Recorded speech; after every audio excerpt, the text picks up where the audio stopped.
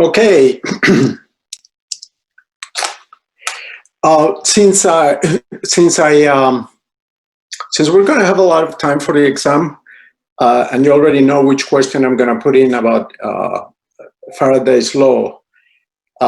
As promised, today we're going to try to go over the practice exam, and hopefully you can do it. And if you have any problems, you can try to give me answers. We can do it together. Well, let's see. Let's see. As I mentioned before, Ajinkia, sorry.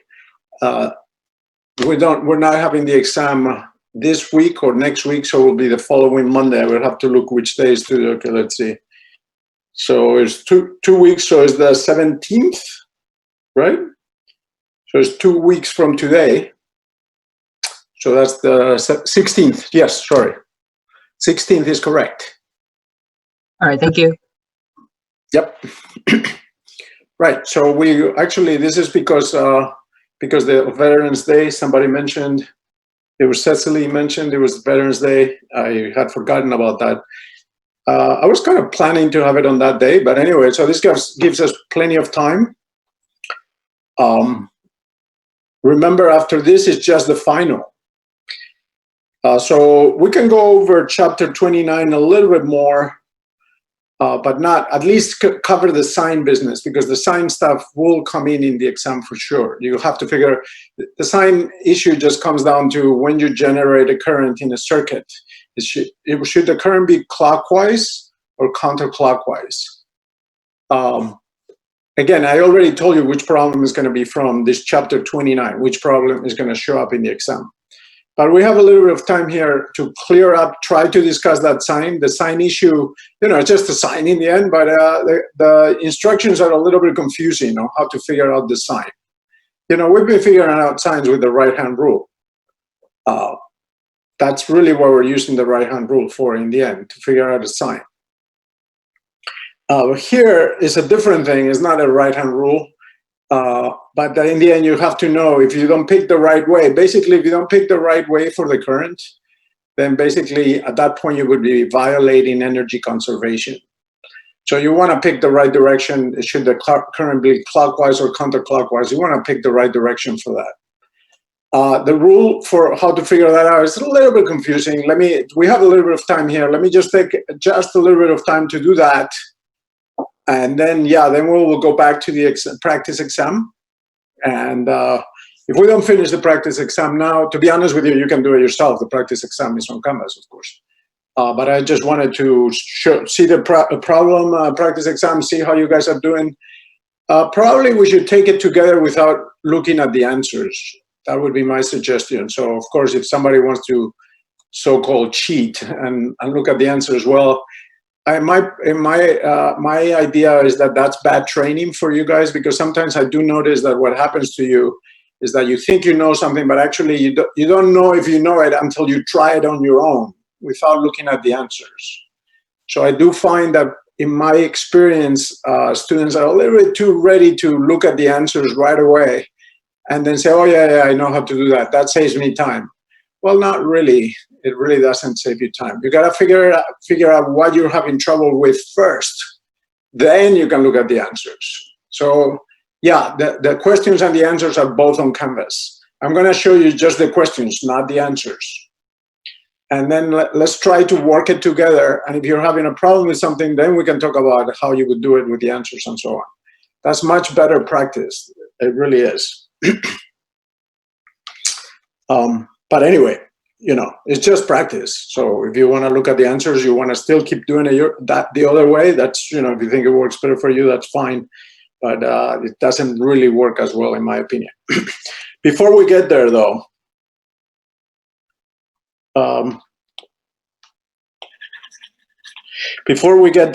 let's go over this again. And let's just figure out this sign. I'll go a little slow because I know if I go fast through this section, it won't help, and then you'll have to figure it out all over again before the exam. So I'll go a little bit slow. Again, the question is, what does it depend on? You can have, the idea is very simple. I get north, and I put it through the, so you have to think of what that means, north. So north means that the field lines from the North Pole go in the direction like that and end on the South Pole, the magnetic field lines like that.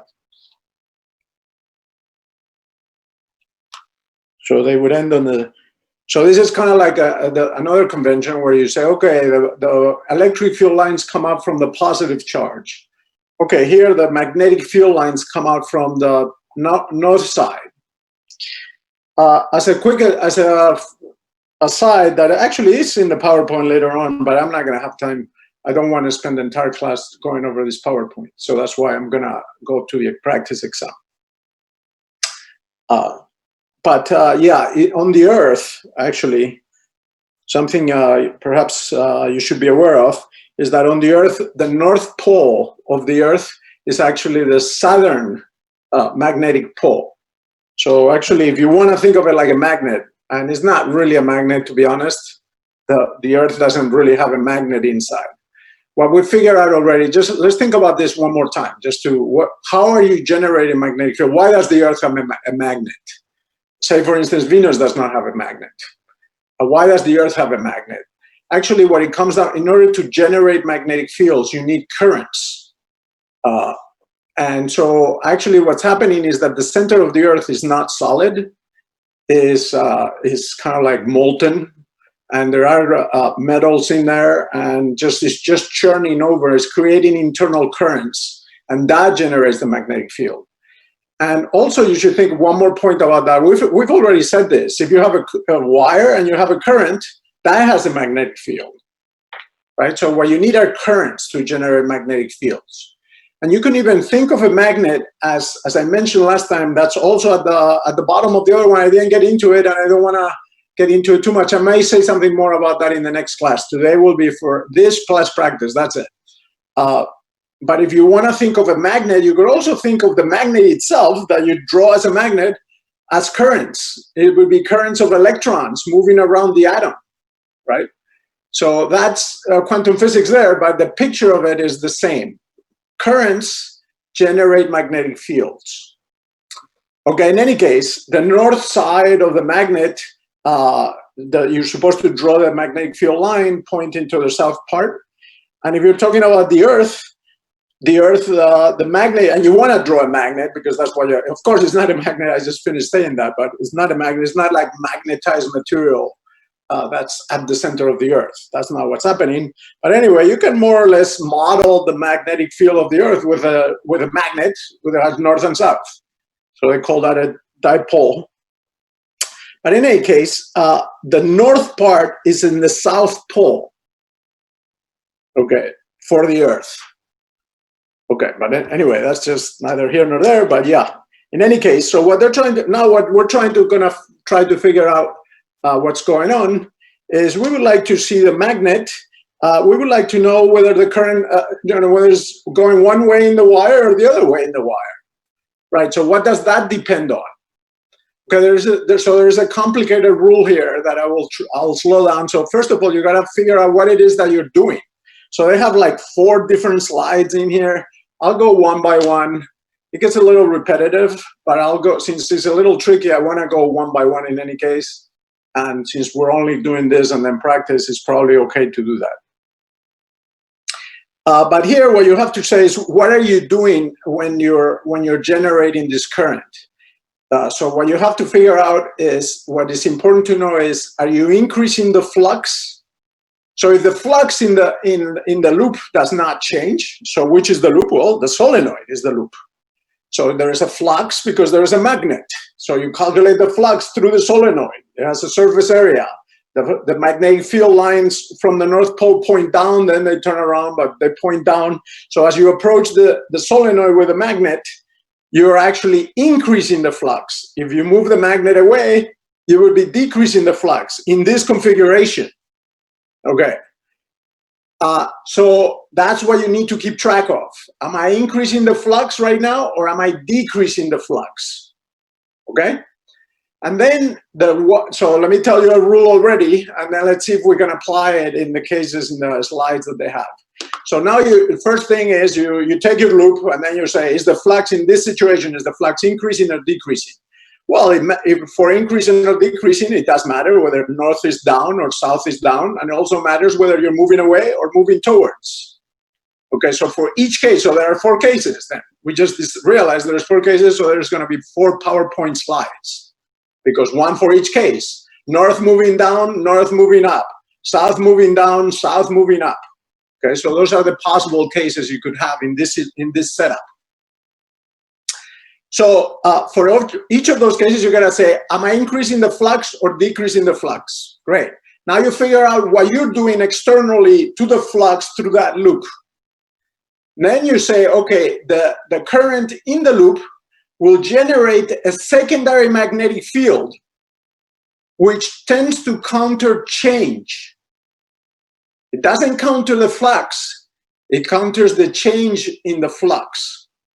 So that's a little bit of a different thing, and that's right now it may sound just like words, but let me just give an analogy. It's kind of like if you're a conservative, you don't want change. You want to stick with the situation as it is. So if people try to move you one way, you oppose that. If they try to move you the other way, then you oppose that. You just want to stay right where you are. You don't want change. So this is what this current is trying to do. It's not trying to fight the flux or help the flux. It's trying to prevent change in the flux. Okay, so that turns out to be a little bit different than the words that at this point maybe it's just words. So let's do the cases, see if we can figure out that, yeah, the cases follow that pattern. Okay, there's a secondary magnetic field that tries to fight the change in the flux. Okay, let's do the cases then. Okay, so we're gonna, well, all this, let's do the PowerPoint slides. First, you have to define the flux. Well, we did that last time. So what we're interested in right now is just, we know what the flux is. This is a maximum flux. This is zero flux. So you have some surface, some loop. If the magnetic field lines go right through the surface, then that has a flux. If they skim the surface, then that has no flux. Okay, we discussed that already. Now let's go through these rules here. So it's 1 of 4. So again, you have to figure out one of which 4. Well, the 4 that we just discussed. Increasing flux, decreasing flux, increasing. So, okay, great. So look what they're saying. So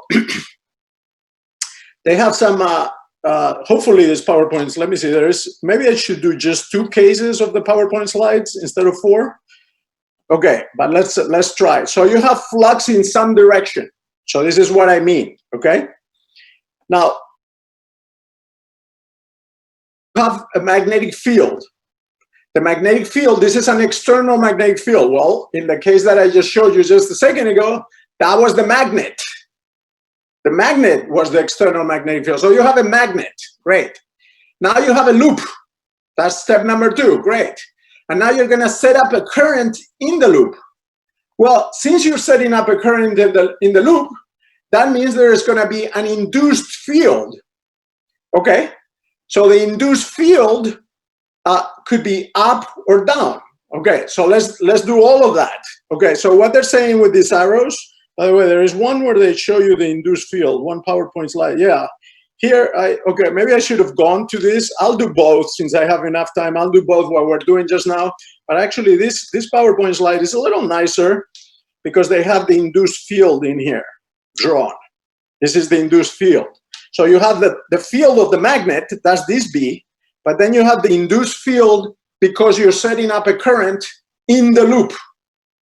Okay, so there are 2 different B fields. The field, the external one, and the one you're creating by driving a current.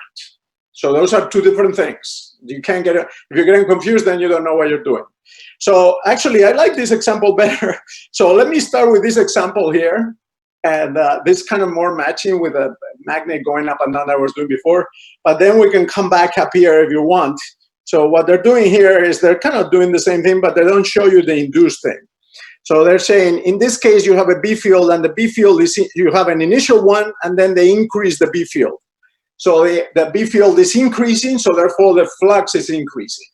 Okay, it's the same thing. So let me go to the other one. It's a little bit more visually clear to me than this PowerPoint slide. So let's do that one since it's pretty clear. If you get the magnet closer when the magnetic field is increasing, there's more flux. Okay, great. Let's go to that PowerPoint slide. If we cover those 4 cases, it's the same thing, okay? But the drawing is a little clearer, I feel, in this case, in this example. Okay. Okay, so what are we saying again? Let's go case by case. Okay? Notice what's happening here. You have the magnetic field, so you see how the north, by the way, this drawing already has my convention about magnetic field points away from the North Pole and towards the South Pole. These magnetic field lines, by the way, cannot stay open. That's another thing that's kind of interesting because the fact that you have always north with south.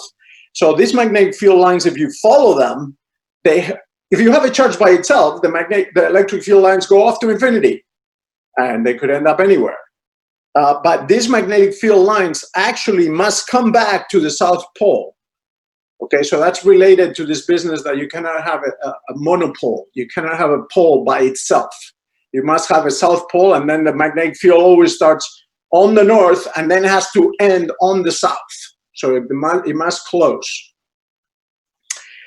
Okay, in any case, that's not what we're talking about right now. What we're talking about is basically, this is the only thing we're saying. Is this the right sense of the current? That's it. That's what we're saying. How do we know that that's the right direction for the current? Why not this direction? That's the only thing we're going to figure out, nothing else, okay? And then, yeah, that will be in the exam, because in the exam you'll have to figure out, I mean, you only have to do it once, but you're going to have to tell me, of course, I will ask you, I will set up the case that I told you, which is you have a loop, you have a magnetic field, you move the bar. That increases the flux. So then based on that, you have to tell me, does the current go clockwise or does it go counterclockwise? It's not a lot of work, but you don't want to lose that point. That's not okay. Anyway, so we're gonna figure out with these cases, and then if you have any questions, let me know. You do have to do it in the exam. Okay. So case number 1. So again, of course, there are 4 cases. Case number 1. I have a North Pole. I lower the North Pole. So since you see the direction of the velocity, that means I'm getting the North Pole closer to the loop. Since the separation of the field lines tells you the strength of the field line. So of course the field lines are more close together here than they're here. So as I bring the magnet to the loop, surprise, surprise, the magnetic field at the location of the loop is getting stronger. Well, that's hardly, you're getting the magnet closer to the loop. That's not so hard to figure out that the magnetic field will go up. So the magnetic field is going up, increasing magnetic field because the magnet is getting closer. You're moving the magnet towards the loop. Okay, since the magnetic field is going up, the flux is increasing. You have an starting flux, and then the flux goes up from there. Okay, because you're bringing the magnet closer.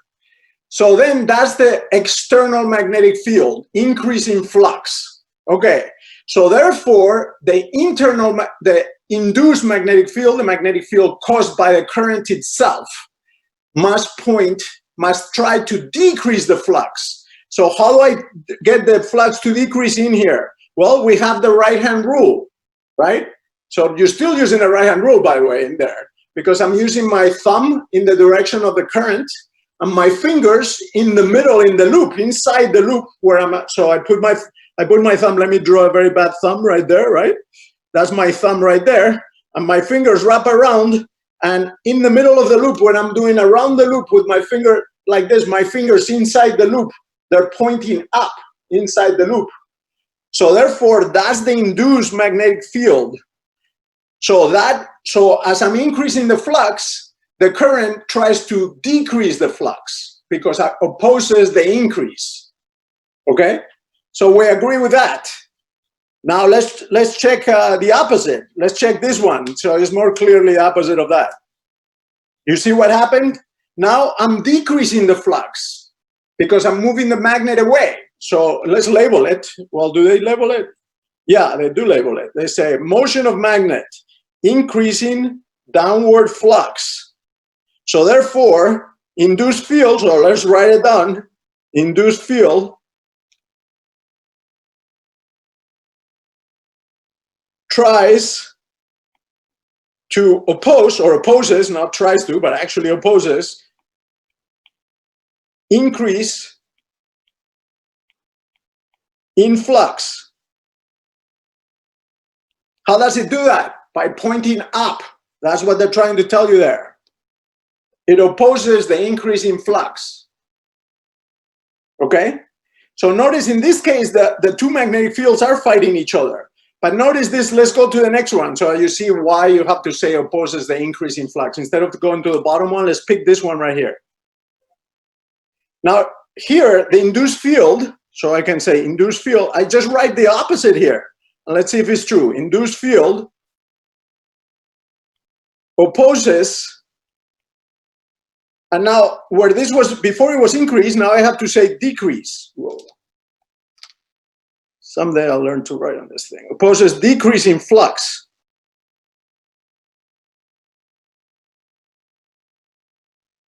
Okay, notice that the induced field now is in the same direction as the B field. In this drawing, the induced and the B field point in the same direction. So it would be incorrect to say that the induced B field opposes the external B field. If that sounds like you're saying the right thing, it's not the right thing. Because look, the induced B field in this case, the induced B field is not opposing the external B field. Okay? Hopefully you see that. That's the crux of the matter. So again, this is you're reacting to the change. You're not reacting to the magnetic field itself. You're reacting to the change. So this induced B field opposes the decrease in flux. So it's trying to increase the flux, right? The flux now is up. So this it tries to increase the flux, so opposes the decrease. Any questions about that? Now you can do the other two, they're the same thing. So I'm gonna be repeating myself. So let's write it down. Here, the induced field opposes the decrease in flux. Okay, here, what would the induce? So now you again have a decreased flux. So now again, the B field opposes, but the flux is downward again. So again, you could say the same thing. Induced field, every time you can say the same thing. Opposes the change. Induced field opposes decreasing flux again. Except the flux now is downward. And here, one more, and then that's it. That's all the cases. Induced field. And how do you know the induced field? Look at the direction of the current, either this way or that way. Induced field, fingers in the middle of the loop, down, based on this current direction. So you induced field opposes, last one, and then there's nothing else to say, increase. You see a increase in flux, upward increase in flux.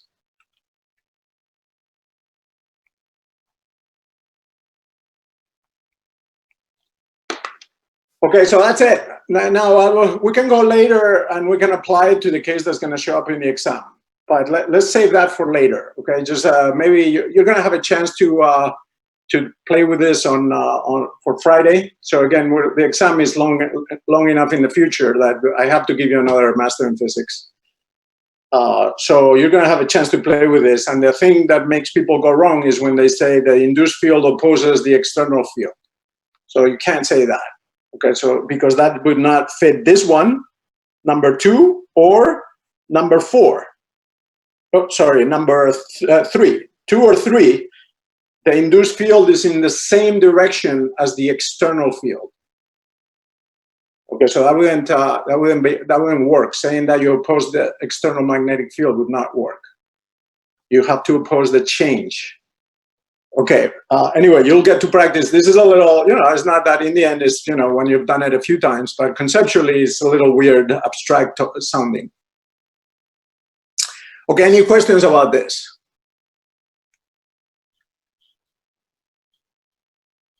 Okay?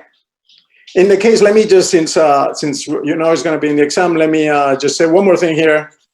Let's see if that applies really quickly to this drawing they have in here. Let's say, what are you trying to do? Let's just apply this, okay, to this drawing. Since I did say we'll take 1 more minute. How am I doing with time? It's okay. Yeah, it's okay. 30 minutes. We have enough time to go through the exam. We may not finish the whole exam. It's fine. We'll do what we can, and then I'll have more practice stuff for you guys to do in next class. Okay, so how would this apply to this case? Well, by moving, this is the one that's going to show up in the exam. By moving the rod, what am I doing? I'm increasing the area of the loop, right? So if I'm increasing the area of the loop, I'm increasing the flux. Now the flux goes into the computer screen. So I'm increasing the flux that goes into the computer screen. Now the current has to try to fight the increase in the flux. Because by moving the thing, I'm increasing the flux. If I'm moving this thing the other direction, then I'm decreasing the flux. Then the current would switch, would flip. If I flip the direction of this, then of course the current would change direction. So since I'm increasing the area, this area here, I'm increasing therefore the flux, therefore the induced current has to try to fight that. So then the induced B field has to come out of the computer screen in the middle of the loop. So I hope you agree with me this much, that this current produces an induced field, magnetic field, that goes in this direction out of the computer screen in the middle of the loop. Right? Because I go like this, and my fingers, I go like this is the direction, and my fingers come out of the computer screen. Or I could do it at the top, it's the same thing. I can do it at the top, same thing. My fingers are coming out of the computer screen. I can do it on the side, same thing. Because you're interested in the field inside the loop. That's the flux. You need the field in the loop, in the area defined by the loop. Okay, so anyway, so this is the induced field. And in this case, if I could certainly write induced field, and just like I did before, induced field opposes increase in the flux.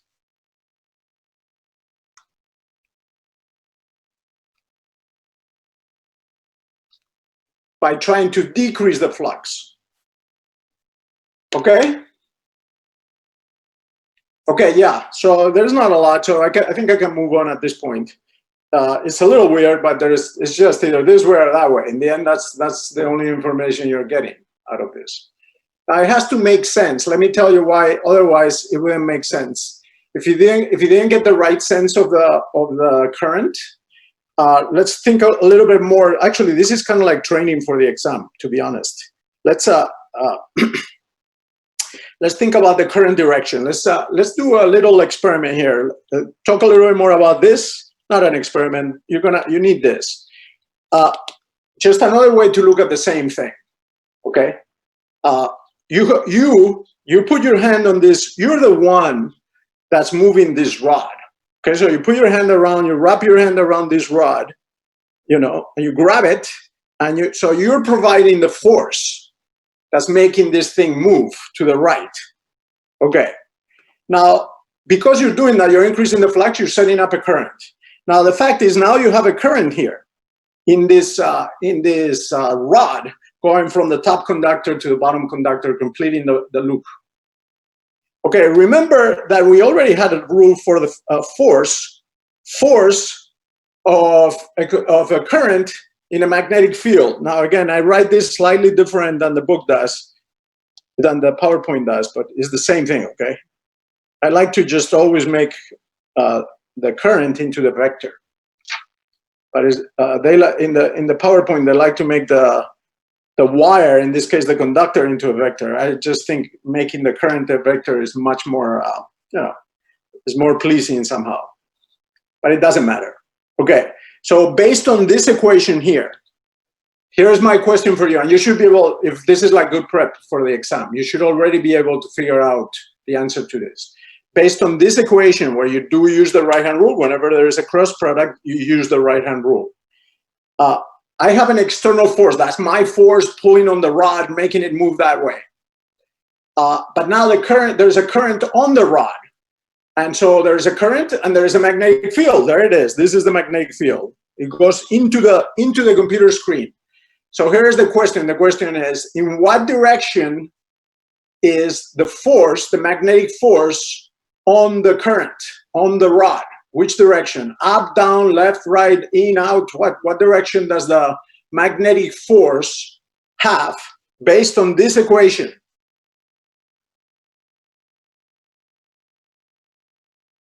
You use your right-hand rule, right? So you put your fingers, okay, this you should know by now, okay? So if you don't quite get it, then you need to practice. Everybody agree with Rogelio? There is a current, right? And there is a B field. And then, therefore, there is a force on the wire. So this tells you the direction of the force. So you have the right-hand rule. You put your fingers in the direction of the first vector. You curl your fingers into the direction of the second vector, and your thumb with the right hand tells you the direction of the force. So which direction is this force in this case?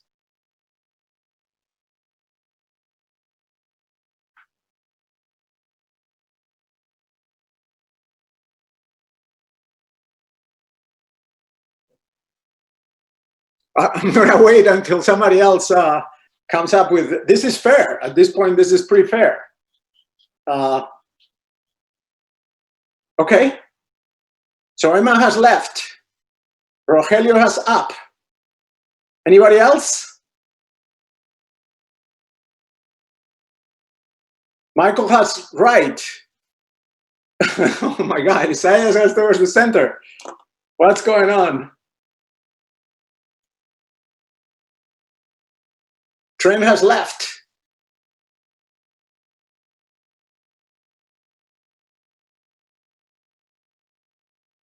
Okay, let's think about this a little bit more, okay? It's worth thinking. I prefer, instead of giving you the answer, I prefer that obviously somebody said something wrong. Michael changed his mind. Left gets Michael. Okay, the left seems to be winning. Is left correct?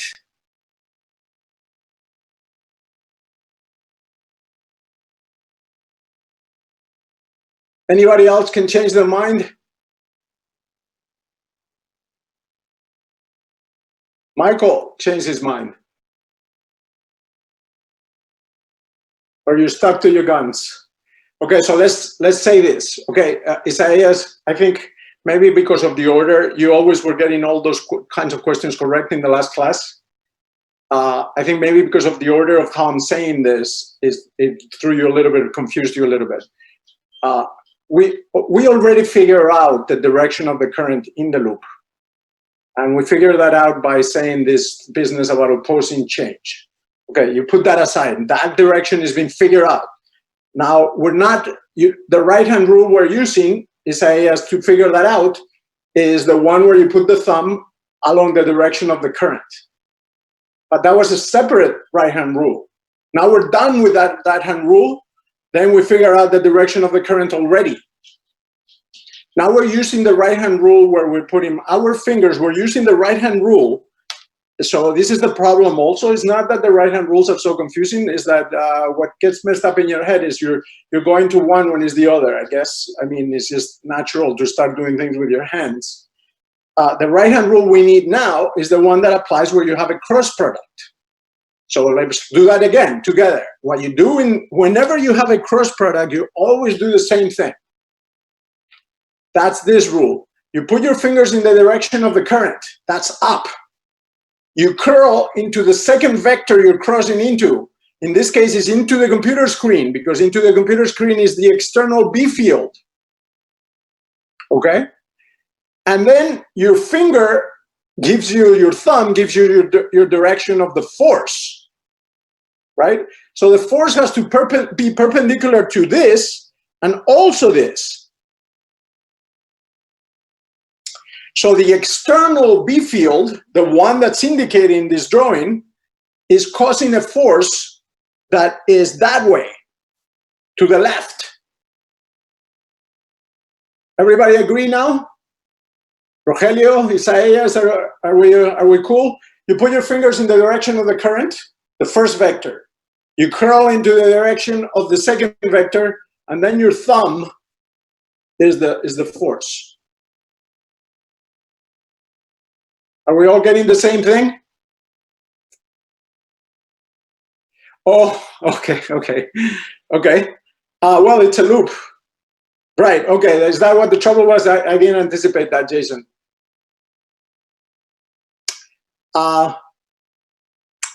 Yeah, but we're asking about, Isaias, that's a good point. Let's make sure that we're doing the right thing. I'm asking the force on the rod. I'm pulling on the rod, right? So I'm asking you the force on the rod due to the magnet. Of course, if you try to calculate the force here, it would be different. Right, so I see what you mean by that, yeah. You see, I'm pulling the rest of it fixed. You fix the rest of the thing. Nothing, the rest of the stuff is fixed, it's not moving. But now I pull on the rod. And what I want to know is, will the magnetic force pull back on me or help me? Okay, I didn't even realize that's what was going on. Good, okay, so we cleared it up now. Right. Rogelio, what you're saying is correct. If I asked you, okay, that's fair enough, totally fair. I was asking for this rod. If I could ask you, what is the force on that part? What is the force on that part? What is the force on that part? The reason why it's a little bit more interesting to figure out what is the force on the rod. But anyway, what Rogelio says is definitely a case. Let me just repeat what he just said. If he calculates the force on this piece, then he gets that force to be up. And that's totally true, of course. So it would be a force up on the bottom one. And then there would be a force down here. And then there would be a force that way on that one. Okay, are we agreed now? And then, so that fits what you said, Rogelio, absolutely. And then there is a force that way on that one. Okay, so I was asking this one, why? Why was I asking this one? I was asking this one because that's the one you have control over. So you get a rod, but I could have asked any of them, but I was focusing on the rod itself, on this thing here, because I said I grab it and then I move it. So my question is, will the magnetic field help me or oppose me, right? Now, imagine if it helped you. You're moving it, you're providing a force, but then there's the other magnetic force, so it's an even higher force. So you keep moving faster and faster and faster, and that's kind of like violating energy conservation. Where is all this energy coming from? So actually what's happening is the opposite, is you're pulling on it, and the magnetic field is resisting you. Okay, so that's why it doesn't keep going faster and faster and faster. Basically, the magnetic field fights you. As you're trying to move it, the magnetic field tries to stop you from moving it, right? So you're providing the V, the velocity, externally, and then the magnetic field causes a force that way. Okay, are we good now? Well, I think in the end, based on picking different parts, I think we can all agree then on all the directions. So Rogelio was just using the bottom part, and so that's why he was getting up. That's true. Okay. So I was focused on this part. Okay? Anyway, you can see how this would work. So if you pick the wrong direction for the current, then the force of the magnetic field would be helping you to move the thing. And then I would be saying, oh, I'm moving it this way, but then the magnetic field pushes it even more, so I go faster because the magnetic field is helping me, and then it moves even faster, then there's a bigger current, then it helps me more. Well, that doesn't work. That wouldn't make any sense. So you got to reverse the direction of the current. The magnetic field fights you, doesn't help you. Okay? Okay, that's it. Yeah, I'm pretty much done with that. Let's go very quickly to the exam with the time we have remaining, which is like 30 minutes. We won't finish the exam, but let's do some of the multiple choice questions, remind you of some of the things. Let me go there. Which one was it? The one with solutions. This one. Good. There is the other one again. It's on Canvas. Okay, so if you again, it makes more sense to read these things and do them without. So let's try to do them together right now with the 30 minutes we have left, and see. You know, it's kind of going to be pretty similar to the exam. Okay, so you can tell this is. I mean, it's a pretty short exam. This one. I'm sure you would like it if it were that short. Last time I heard from you guys that it was a little long. I can make it a little shorter than last time, but this one seems a little too short, to be honest with you. Okay, anyway, but they're good example problems. All of this is fair, is all included in the exam. Okay, question number 1. In fact, a variation of question number 1 will be in the exam for sure. Something like this. Maybe not worded exactly the same way, but essentially the same thing. So what is the answer here? Number 1, the charged particles move in a uniform constant magnetic field. Which of the following statements concerning magnetic force is false? Which is false? Fire away. We've talked about, so this would be, again, one of those things. This would be totally fair, right? I totally emphasize this issue. I brought it up numerous times. I told you about the loophole that comes later, not in this, you know, that comes right now from the stuff we were just talking about. So which one is the answer here? Question number 1.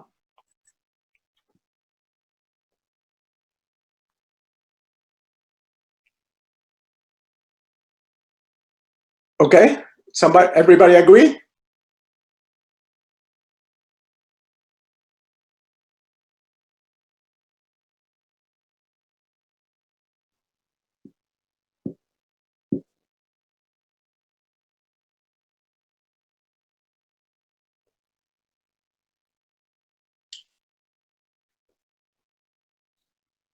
Anybody disagree at all?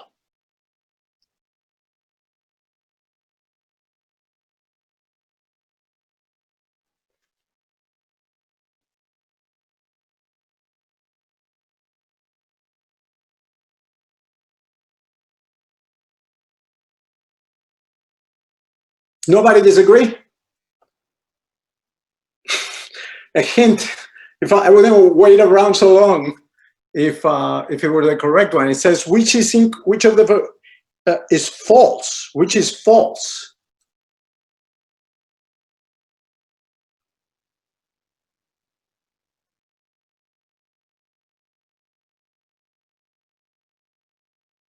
Okay, let's write the formula again. Okay, good. So you see, we need the review. As I did say that we're going to do something just like this. So let me remind you of the situation, and then you could, based on the situation, you can apply what we learned from that situation to this question. Sometimes just applying things helps. Okay, let's apply. I don't want to say which one. Let's see where we all agree, but let's discuss the situation first, just to remind you of that situation, and then you can reread the question and see what you come up with. So this is what we said. We said, look, we have a magnetic field.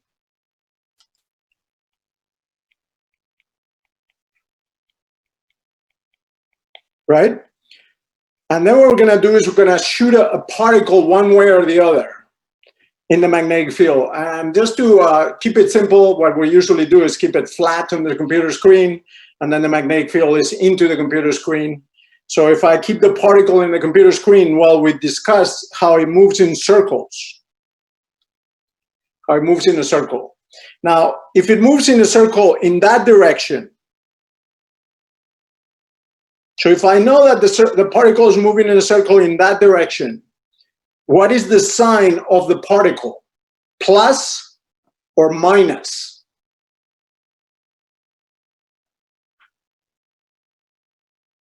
So there's a particle that is charged. And remember what the force formula, let me write the force formula as well. It went Q, right? And then you have the velocity of the particle, V, and then you have the cross B. And remember to use your right-hand rule, and then if it's an electron, then you reverse the direction of the force. This is the force law So that you have a particle moving in a magnetic field with velocity v. And then you got to know if it moves clockwise or counterclockwise. Remember that stuff?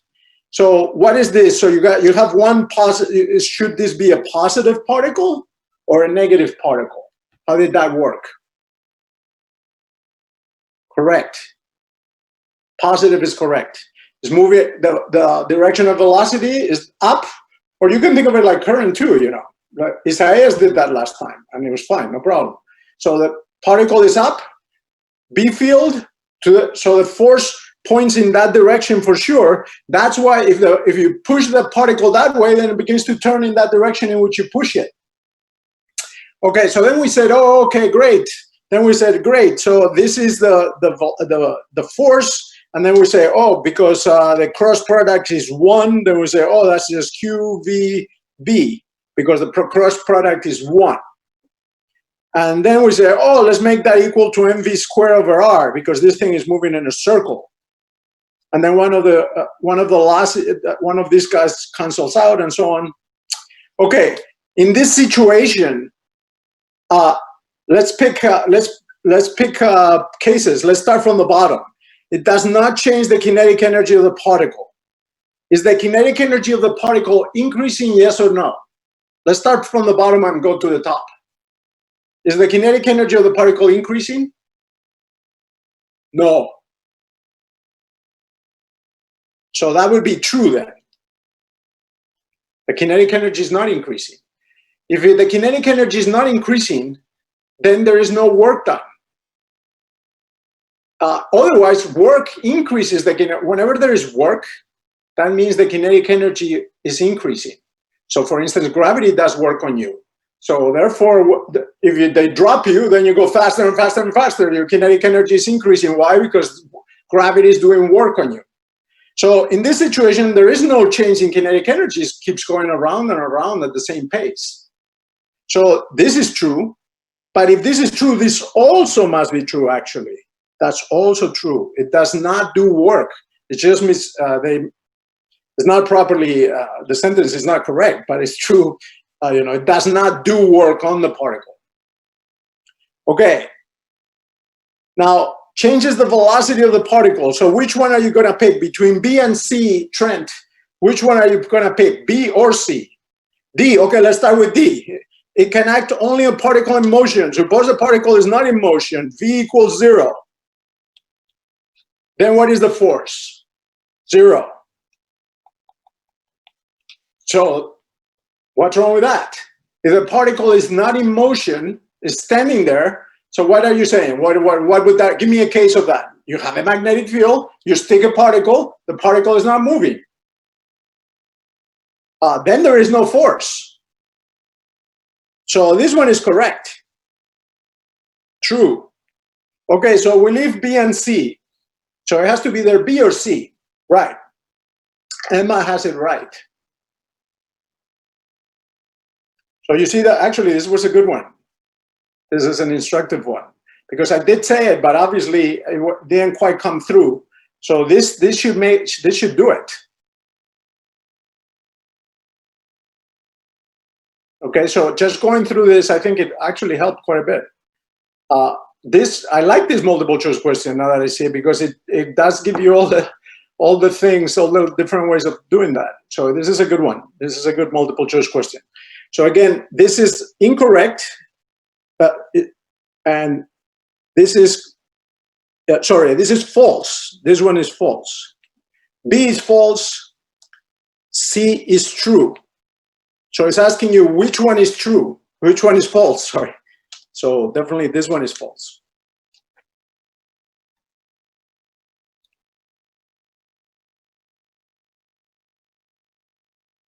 Okay? So the speed doesn't increase. In fact, let's calculate the speed. So again, this formula allows you to calculate the speed, right? So you just solve for V. V equals QBr divided by the mass of the particle. So Q is the charge of the particle. That doesn't change. B is the magnetic field. It says it's an unchanging magnetic field, uniform. constant magnetic field. So Q doesn't change, B doesn't change, R is just the radius of curvature of the thing, and M is the mass of the particle. So that works just fine. You just keep the speed constant like that, but the velocity changes. Okay? Any questions about that? So that was a good one, actually, because I did emphasize that, but obviously it helped to go through that. Okay, done with that. But you see, actually, that's an example just to, I don't want to mean to harp on that, but I do find that students, you see, if you had seen the solutions, I can tell you guys didn't look at the solutions, which is great. If you see the solutions, it's not the same thing as trying it fresh, because you don't know what mistake you would have made. When you see the solution, you just go like, aha, and then that's it. So you learn more from taking the exam first without looking at the solution, then look at the solution. I think that's pretty clear from what happened just then. Okay. Done with that one. Next, unrelated. Which of the two resistors are in parallel with each other?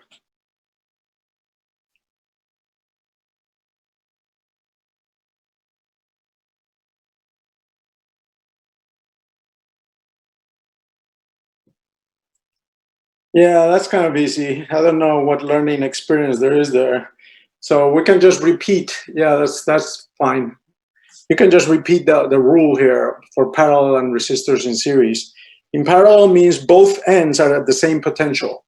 So it doesn't matter how you do the drawing. What you have to say is, at this end, is it the same potential as that end?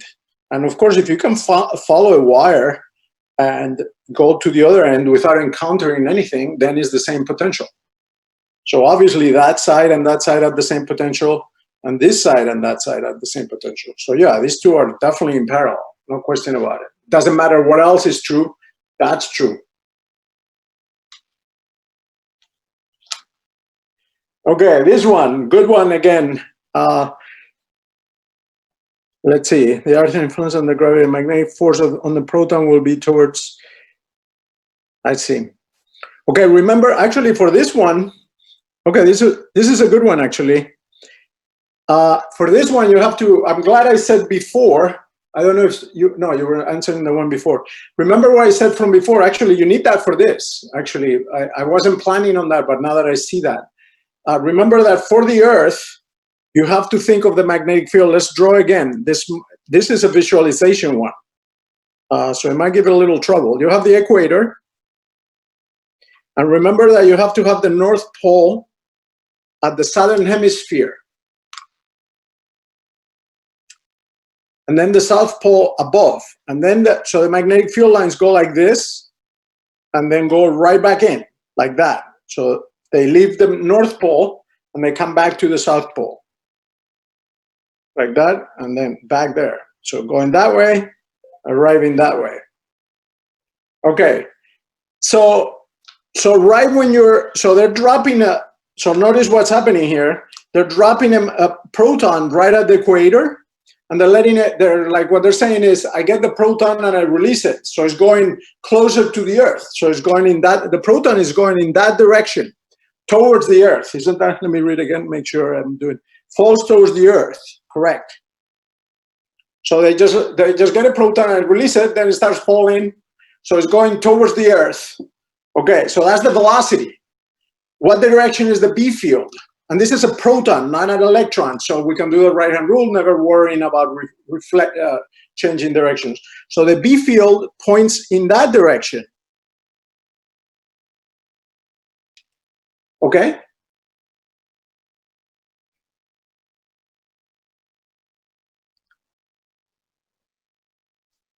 So that would be in a different map. This would be like the 3D map. In a different map, Isaiah says D. Okay, now let's draw a different map. A different map would be like this. This is the magnetic field, B field. I'm like looking at it from above. This is the direction of motion of the proton into the computer screen. And this would be, in that case, this would be north, and this would be east. and this would be west, right?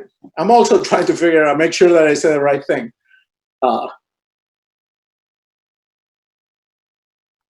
Okay, so the proton, I flipped it. So the magnetic field comes from the south and goes to the north. And the proton is going towards the Earth. So this would be like the equator here. Okay, and the proton is falling towards the Earth. So what do? We put our direction in the direction of the proton. We then point to the magnetic field, and the thumb points towards the east.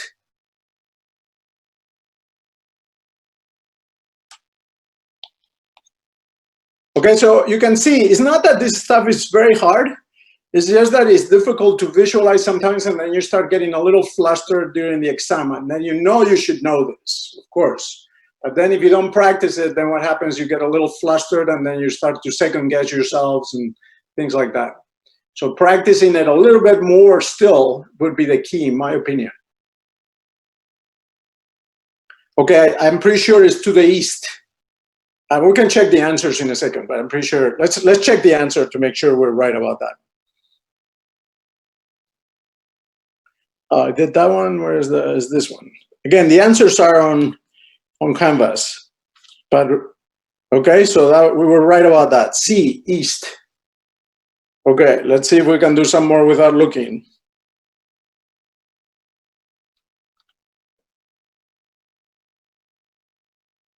Okay, so you can see some of these questions. Yeah, these questions are helpful actually. These are kind of similar to the stuff. These are kind of like they're like obvious multiple choice questions. So now you have a power line, 20 minutes over ground current, a current of 2,000 amperes. So now,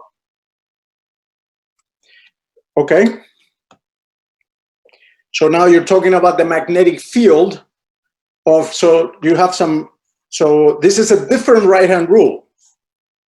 Because it's not asking, again, you gotta always, what is it that I'm talking about? So there will be a problem, actually, I can already remember a problem that I'm gonna put in there where I can ask you both, to make sure that you think about both. I want to ask you, because then what happens if you just ask one or the other, people will use the other right-hand rule. So I'll ask you both about the force and also about the magnetic field of the wires. In fact, there is one that is just like that here, actually. Here, they're asking you the magnetic field at the location of the origin. So let's get to that. After we do what we're doing right now, let's do that example here. And this is a problem where you have to solve it. So I'm going to do something very similar to this. But I'll ask both about magnetic field, and then I also ask about forces between the wires. So I can put a charge in there as the force on the charge, whatever. But the setup very similar to this one. Okay, so let's go back to this. And it says, okay, we have a high voltage power line 20 meters above the ground, and it carries, so it's 2,000 amps. So what is the formula here? Well, you would just, the formula is the B field of a wire. So that we used Ampere's law to figure that one out. But it went like this. That's the formula. It's a wire. It's an infinite wire. And it's 20 meters above the ground. So the R they're interested in is 20 meters below the ground. And what the first thing they're asking you is carries 2,000. What does the magnetic field do underneath the power line? Okay, well, that's very easy. Okay, you just use this formula. But if you wanted to know the direction, they don't ask for that. But if you wanted to know the direction, remember this is a different right-hand rule. The right-hand rule here is you put your current in the direction of your thumb in the direction of the current, and your fingers wrap around in the direction of the B field. Okay, so that's the different. This is the one where you use the second right-hand rule, or it was the third actually. Okay, so done with that. Well, you just plug it in. This is truly a plug and chug. You just you put 2,000 there. You put R of 20 meters, and that's it. And this answer comes in Teslas. Okay, next. How about this one? We'll do this one in the next part. Well, I guess we'll probably end with this one. Maybe you should try that again without looking at the answers, but you should try that. Okay, how about number 5? Trent, I think you were answering the other one, so I don't know. I don't think anybody answered number 5. What is the answer for number 5?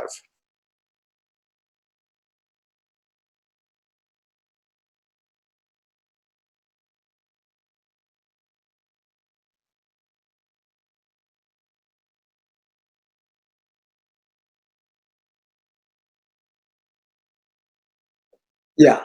Okay, that's that took you a while just to read, but the answer is pretty easy, that one. Okay.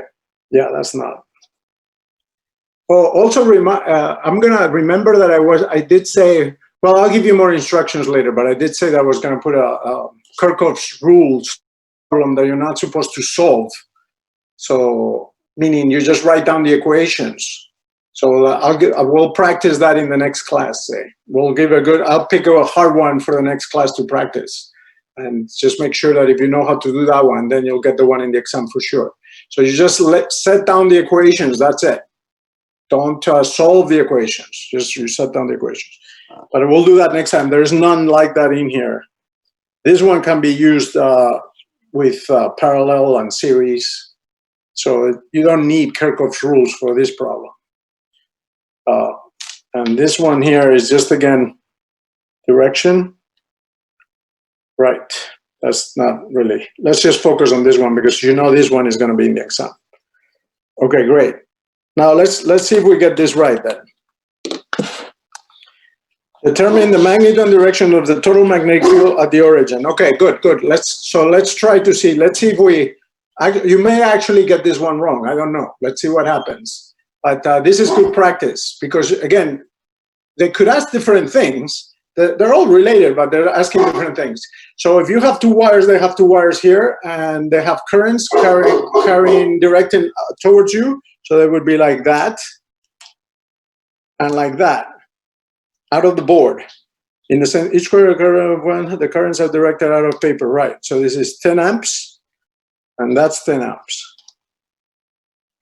Now, how we cover this, we said, okay, what is the force? So in this case, they're not, usually I like to do the drawings like this. So this is kind of like the same thing, but they flip the direction of the drawing. Okay, but in any case, based on what they say, let's just do it. You should be able to do this one. How would you do that? They're not asking what is the force between the wires.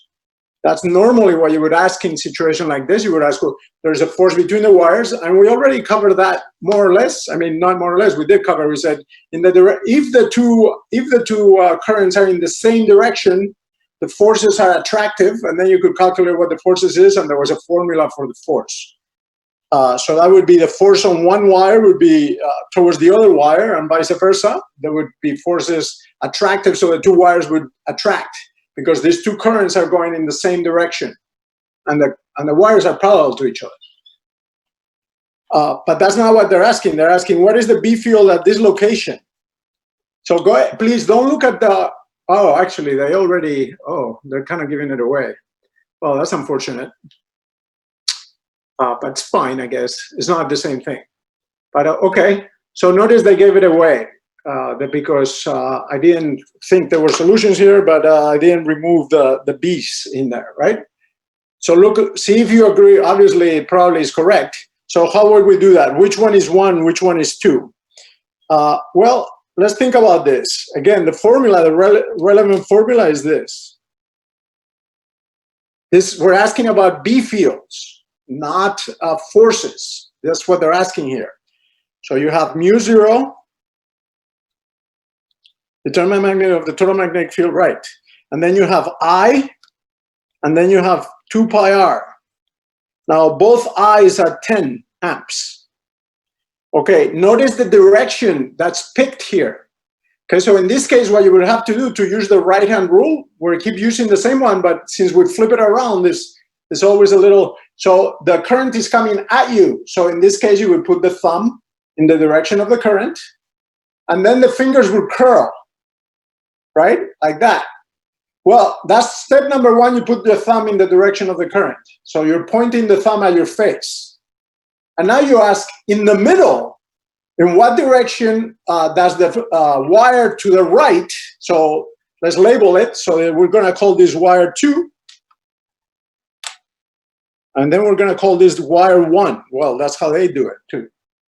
Okay, so for wire 2, and I'm asking about the wire 2 is to the right.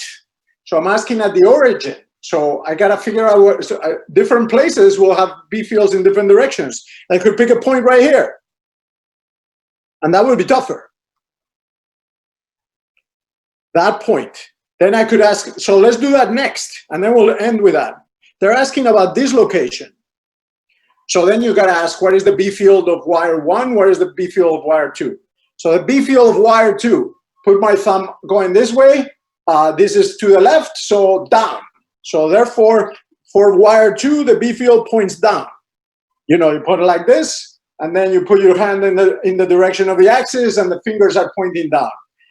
For wire 1, your thumb is in the same direction, but now the point is to the right of wire 1. So now your fingers point up, okay? So that's the direction of B1, great. And then you would then calculate what is the B field? Well, the two wires have different distances from that point. So one of the R's would be, one of the R's here would be 0.24, the other R would be 0.12.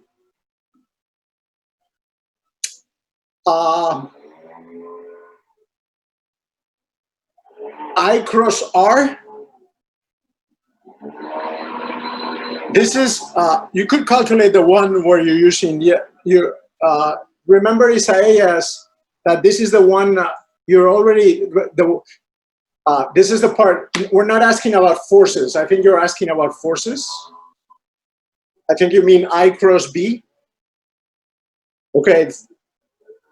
Remember this formula? Let me tell you where this formula comes from. I'm refreshing your mind about something here. 1 second, they're kind of making noise here. I remember this formula.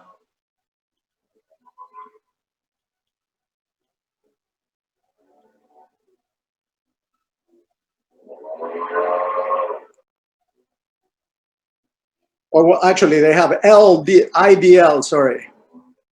IDL. And then you integrate it over L. But remember, if the wire is infinite, then there's in the PowerPoint a calculation where they integrate from plus infinity to minus infinity, and then they come up with this formula. This is a B field. So what we did, we had that Biot-Savart law, and then we integrated that, and then we got the B field due to an infinite wire. But then we say, oh, okay, forget that. We can just use Ampere's laws and then calculate this B field. This is not the force equation, so I'm not sure which formula. I cross R. R is not a vector. You mean R hat? Or you could, is that the one you mean, Isaias? Oh, okay, yeah. That's fine, you could use that, but remember you had to integrate that one. I wasn't sure which one you were referring to. Isaias, the formula you were trying to use is the right one, is called the Biot-Savart law. I remember that formula needs to be integrated for an infinite wire. Oh, just to find the direction. Yeah, okay, fine, sure. Oh, I see, got it. Yes, you can. Yes, you can, Isaias. I wasn't with you because I'm trying to calculate a value. That's the only reason. If I don't know if that's going to help the rest of the class or not, but what we just said is correct. If I'm only interested in the direction of the B field, then I can use I cross R. Correct. So, right. Okay, but we already have another right-hand rule for that. That's easier. Again, you put your thumb in the direction of the current, and your fingers point down at that location. Okay, let me do one more practice of that with the right-hand rule, and let's see what you guys think. Okay, so I'm gonna pick. Let me pick a location that's actually a little bit. Okay, let me just let's pick just that location here. Okay, so this location is fine.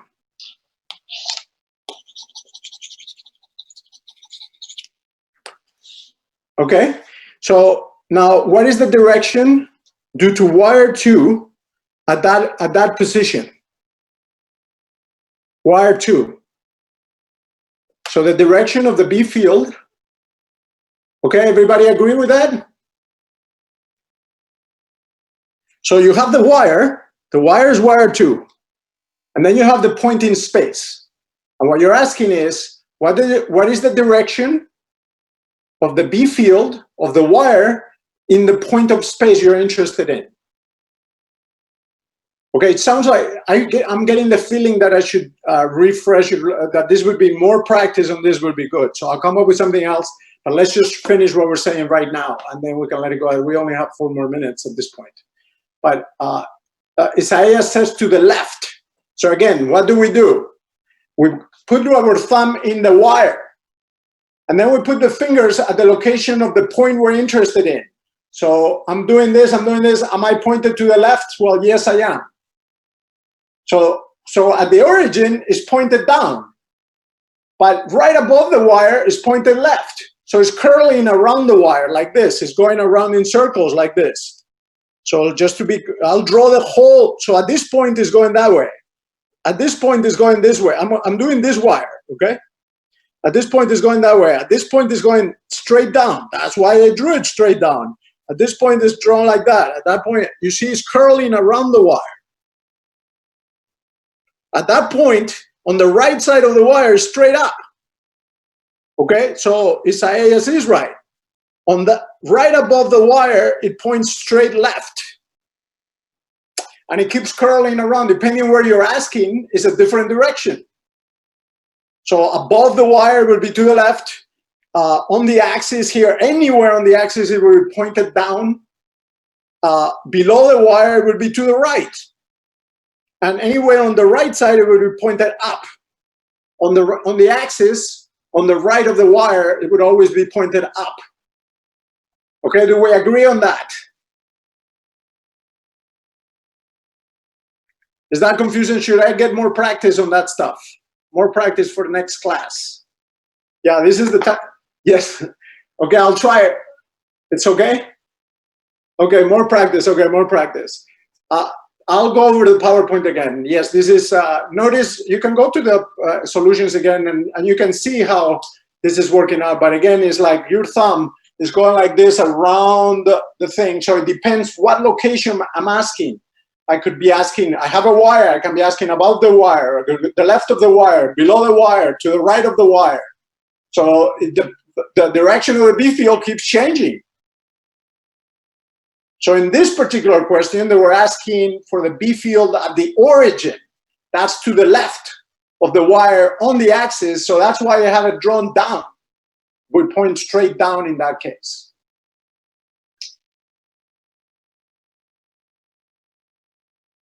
Okay? Okay, well, I'll give more examples for this. It might help you to just look at it yourselves, and then on top of it, we'll practice also, in addition to looking it up yourselves. It might help you to do that. There is going to be a problem just like this in the exam.